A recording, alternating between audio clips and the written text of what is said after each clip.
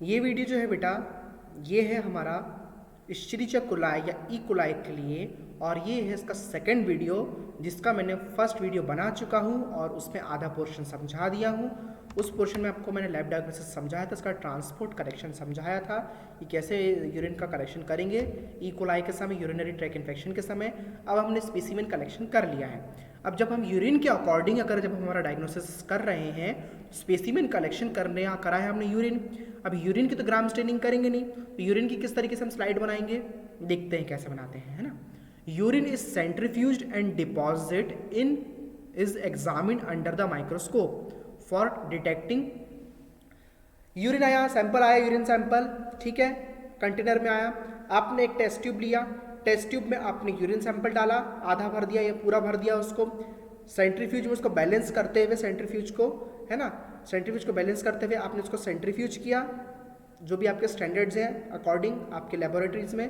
कोई 1500 आरपीएम पे करता है, कोई 2500, कोई 3000, कोई 1000, इस तरीके के आरपीएम्स पे आपने इसको जितनी देर के लिए आपके लेबोरेटरी के स्टैंडर्ड्स के अकॉर्डिंग आपने इसको क्या किया, सेंट्रीफ्यूज किया।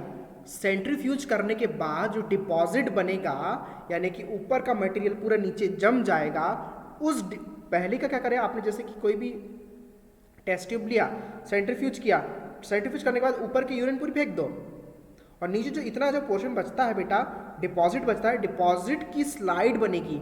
डिपॉजिट को आप लोगे स्लाइड में और उसके ऊपर कवर स्लिप रखकर क्या करोगे आप, माइक्रोस्कोपी करोगे। इस तरीके से इसकी माइक्रोस्कोपी होती है, किसकी, यूरिन सैंपल की, ठीक है। तो अब जब हमने यूरिन सैंपल की माइक्रोस्कोपी करते हैं तो उसमें क्या क्या दिखते हैं, डिटेक्टिंग क्या करते हैं, डिटेक्ट करते हैं, पस सेल्स करते हैं, एरिथ्रोसाइट्स करते हैं, एपिथेलियल सेल्स करते हैं, और बैक्टीरिया, इस तरीके की चीज़ें क्या करते हैं हम यूरिन सैंपल में डिटेक्ट करते हैं, पता लगाते हैं, ढूंढते हैं। अब ये देखो, यूरिन सैंपल में इस तरीके से ई कोलाई नज़र आता है, अगर प्रेजेंट रहेगा तो इस तरीके से नज़र आएंगे ई कोलाई। दिख रहे हैं कितने सारे बैक्टीरिया दिख रहे हैं ई कोलाई, इस तरीके से वो यूरिन सैंपल में नज़र आते हैं माइक्रोस्कोपी में। मैंने आपको जो पहले जो मॉर्फोलॉजी बताया था वो ग्राम स्टेनिंग के अकॉर्डिंग बताया था, पर ये जो हम लेबोरेटरी डायग्नोसिस देख रहे हैं, हम यूटीआई इन्फेक्शन के अकॉर्डिंग देख रहे हैं, और इस इन्फेक्शन में हम देख रहे हैं माइक्रोस्कोपी हमने यूरिन की करी है, तो यूरिन में इस तरीके से ही वो नज़र आएगा।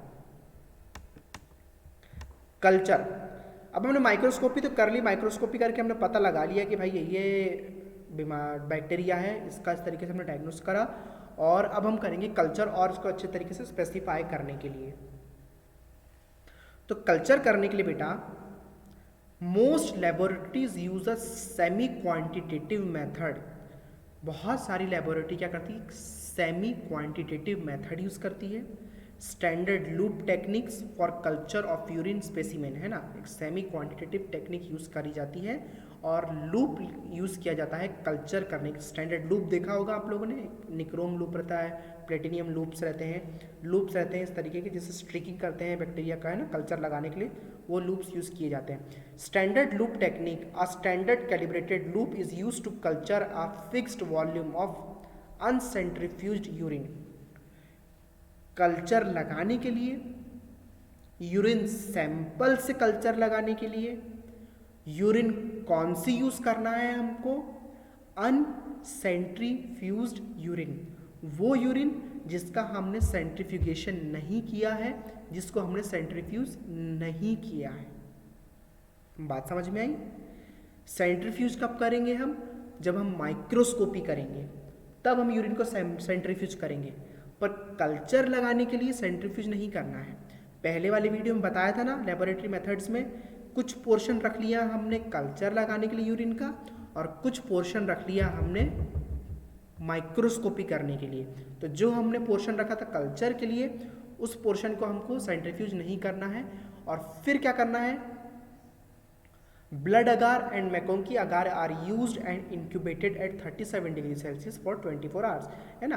ब्लड अगार पे या मैकोंकी अगार पे हमको स्ट्रिकिंग करनी है ना, लूप को स्टेराइल करना है। स्टेराइल करने के बाद यूरिन सैंपल लेना है, यूरिन सैंपल लेने के बाद पेट्री डिश में, जिसमें ब्लड अगार है और मैकोंकी अगार है, अलग अलग अगार हैं, इन दोनों अगारों में क्या करना है, स्ट्रिकिंग करना है हमको यूरिन सैंपल की, है ना। हमने स्टेराइल किया, स्टेराइल करने के बाद हमने यूरिन का थोड़ा सैंपल डुबोया निक्रोम लूप को, और फिर हमने क्या करा, उसमें स्ट्रिकिंग करा। स्ट्रिकिंग करने पर ढक्कन लगा कर रख दिया उस ब्लड अगार को, फिर हम स्टेरलाइज करेंगे उसको, लूप को स्टरलाइज करने के बाद फिर हम यूरिन सैंपल में डुबोएंगे और फिर हम कौन सा अगार कर रहे हैं अब हम मैकोंकी अगार इसमें करेंगे। फिर हमने इसमें लगाने के बाद क्या करेंगे, इसको इंक्यूबेट करेंगे 37 डिग्री सेल्सियस के लिए 24 आवर के लिए। अगले दिन next day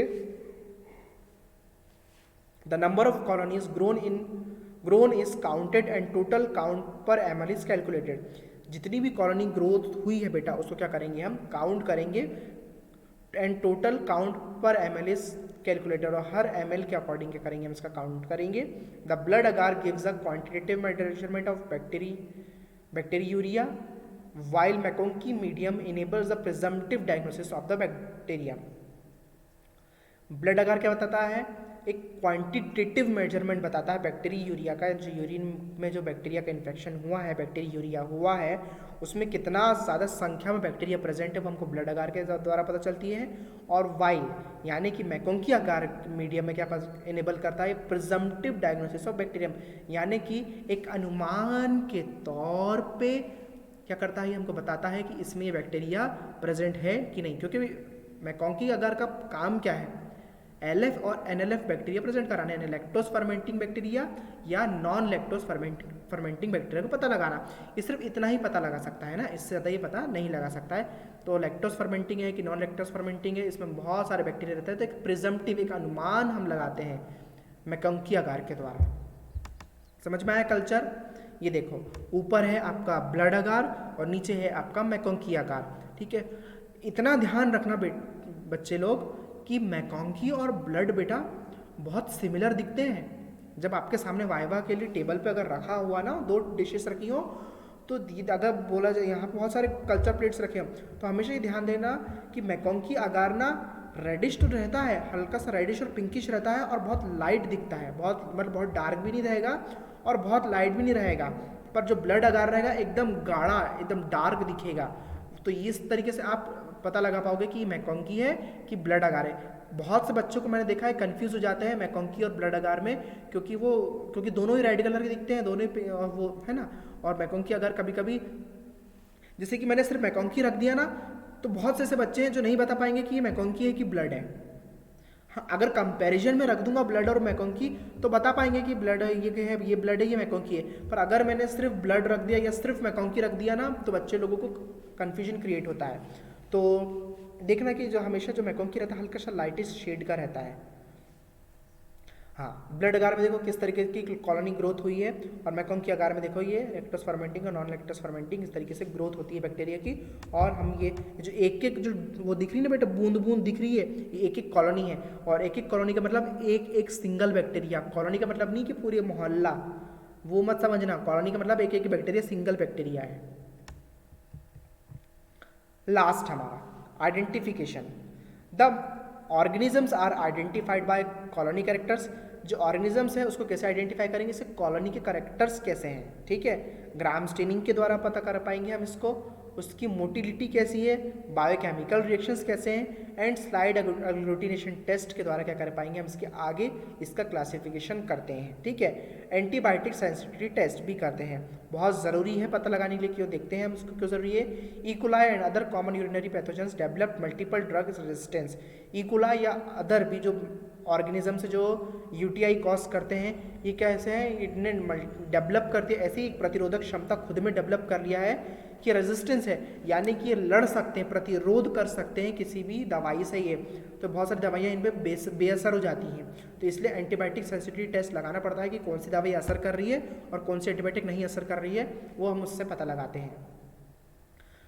develop multiple drug resistance and of the transferable variety.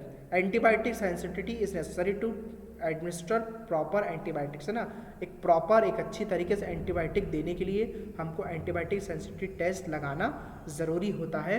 तो ये जो हमारा जो सीरीज़ था बेटा यहाँ पे ई कोलाई की या इश्चेरिचिया बैक्टीरिया की, जिसमें हमने इसका कोलाई वाला जो स्पीसीज़ के बारे में हमने डिस्कस किया है, इस वीडियो में कंप्लीट होता है। कोई भी क्वेश्चन या मैं फिर से स्टार्टिंग से ही इसको पेज खोल देता हूँ, है ना। दोनों वीडियो का ये कैलकुलेशन है, ये कंक्लूजन है। तो हमने इकोलाई के बारे में मैंने फर्स्ट वीडियो में बताया था, है ना।